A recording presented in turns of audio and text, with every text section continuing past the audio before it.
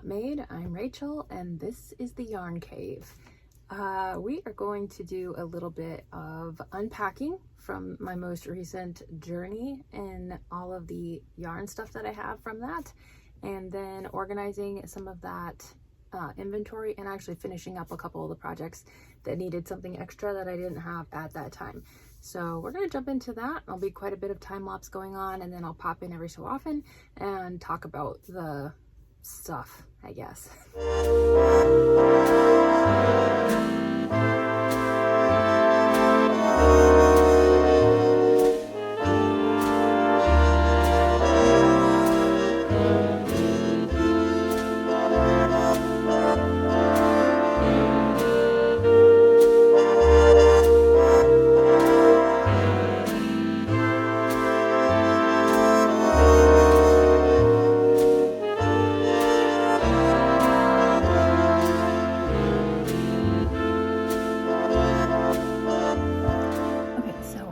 Unpacked all of the yarn that I had left in my bag, and I added to my scrap ball basket, which, as you can see, is quite full. So I'm feeling like maybe we need a scrap busting video challenge video, something along those lines. And then I have a few that I just wound up that were quite large amounts as well, but they just were kind of like falling apart because they've been in this bag rattling around for a while. So these ones are not going to count as like a scrap ball. I'm kind of wondering if I should invest in a yarn winder, because I just feel like once it starts getting loose and, you know, falling apart, it's hard to store them, and it's definitely hard to store them when they're wrapped up like this. So yeah, I don't know. You'll have to let me know. Are there any winders out there that could handle like a whole entire skein of Bernat and wind it? That's what I need to know. And it needs to be automatic, because I'm not going to sit there and hand crank the winder. Not doing that. So you can let me know if you have any recommendations for yarn winders. In the meantime, I'm going to put this stuff away, and then I'm going to start going through the inventory that I made and doing some tagging. So all right, let's get to it.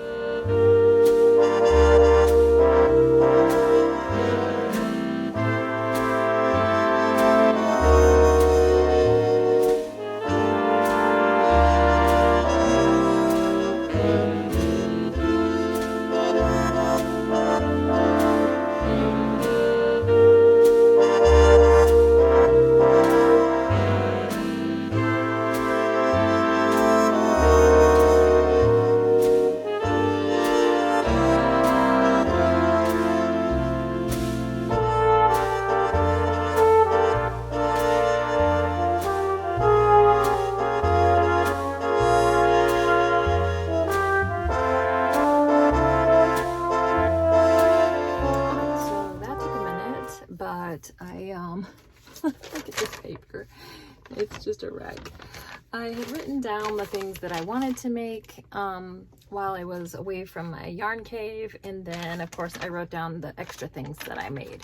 So this paper is very well loved and very used, but I went through this and tagged everything that needs to be tagged, and then total all of that up. So the total inventory that I've made between when I left in May and now is 786 in extra inventory, or new inventory, I should say. And that brings my total inventory to $3,107. So that's good. It's a nice little boost in my inventory there.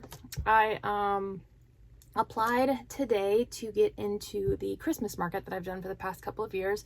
It's not guaranteed just because you did it before that they'll have you do it again. They did up the price of the booth fee, basically. And, you know, everything goes up. Everything's going up. So I had thought about trying for all 3 days. It's a Friday, Saturday, Sunday event. I have not done yet Sundays yet, so I'm a little concerned about trying that because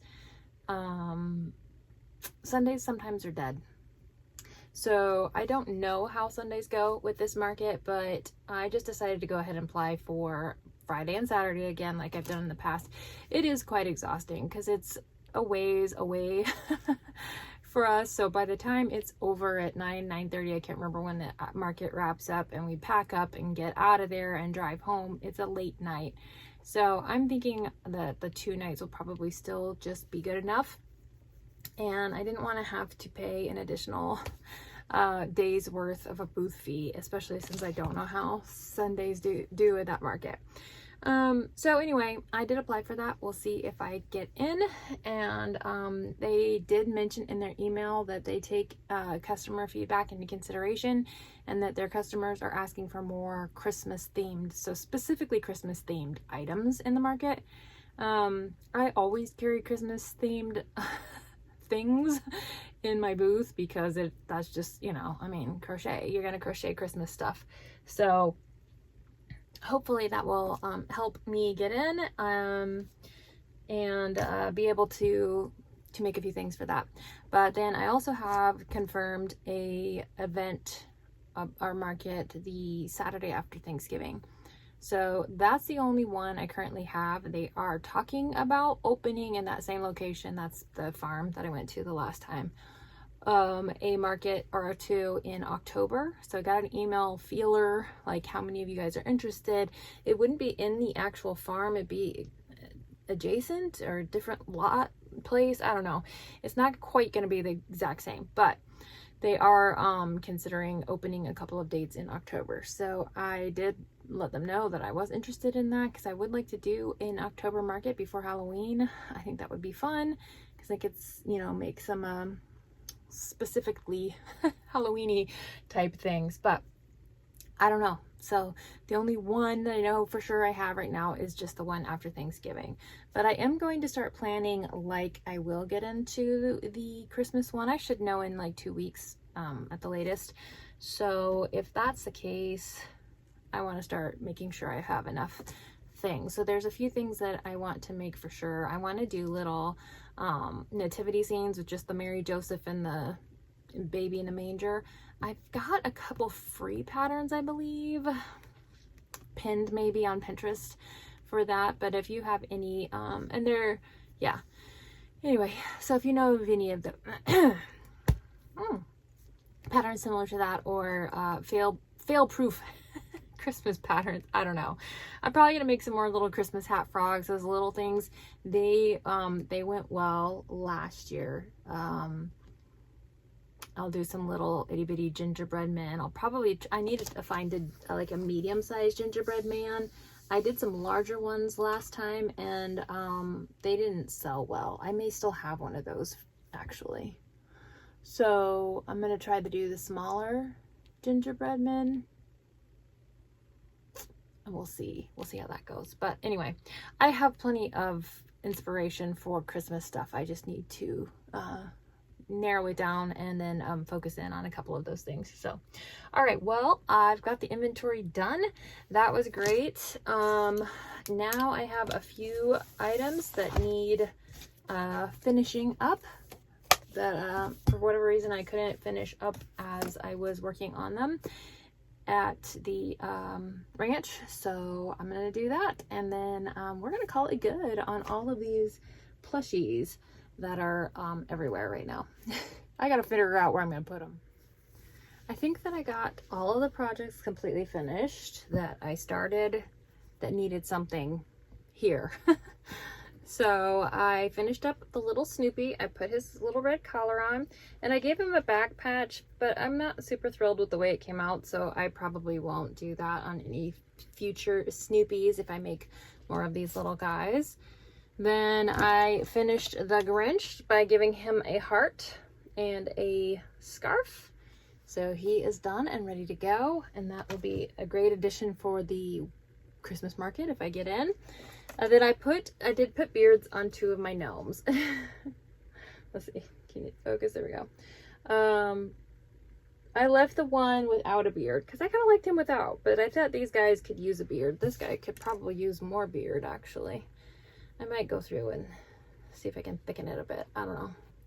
It's probably fine. Like, who's going to be that picky, right? Does he have maybe he has a scar on his lip and that's why it's not growing in that one spot. But this guy's ended up to be quite the scrub. And this acrylic yarn is super, like, I don't really care for it. So anyway, but I think it turned out well, and I've got the gnomes. Those guys are finished now. And then the last thing was the Jigglypuff. This was that free pattern by Rosy Little Cheeks. And I had tried to embroider the eyes and it was awful. So I used the sinker eyes again. I don't really care for the white pupils and I don't have any. So I just use these ones and I think it worked out. So I don't remember if I even mentioned about this pattern and how it works up, because I got so frazzled on that video where I was talking about this one because I kept getting interrupted a bazillion times. But yeah, the arms and legs are worked first and then crocheted in. The ears are worked completely separately and sewn on, and the little curl is worked separately and sewn on as well. But I mean, you know, the overall shape is fairly mindless and easy to make. So I thought this was a cute, fun little pattern, and it's free. So you can find it on Instagram, and if I sell it, then I will probably definitely make another one. So all right, so that is all of the patterns, or all of the makes that needed something extra that I didn't have at the time. And so I think what I'm going to do now is just quickly go through all of the makes and count how many plushies we ended up making in this we. I always wonder, who are we talking about when we say we? How many plushies did I end up making while I was away from the yarn cave? I should not have been fiddling with that yarn. Now it's flying everywhere. All right, let's do a really quick rundown. Okay, let's see if we can get through this quickly because my phone is overheating. It's actually getting quite warm in here and I need to go get something cool to drink. All right, so I'm going to start with the one-offs that I did, and that would be Tigger, the classic Tigger. I did one Sleeping Dragon from Nooks Hooks. I did one Baby Grogu, free pattern. I did one Baby Eagle, also a free pattern. I did one, whatever this guy's name is, free pattern from 53 Stitches, I believe. I'm not going to remember all of the designers. So you'll have to go back and look at other videos or ask specifically if you want to know a certain thing. I did one of these guys. Whoops.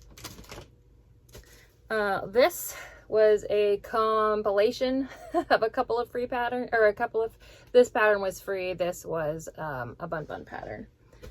Right. I did one potion bottle. This was also a free pattern on Instagram. I did one Snoopy, which is also a free pattern. I did one Baby Star, which was a paid pattern. This one does not count towards my inventory because I'm going to give that as a gift. And then I did one Jigglypuff, which is a free pattern. A couple of things I did multiples of were these guys, who are also a free pattern on Instagram. Got 2 of those. I have 3 of the Pearl the Swirl snakes. That is by Apple Tree Boutique, and that is a paid pattern. And then I have 3 of the gnomes.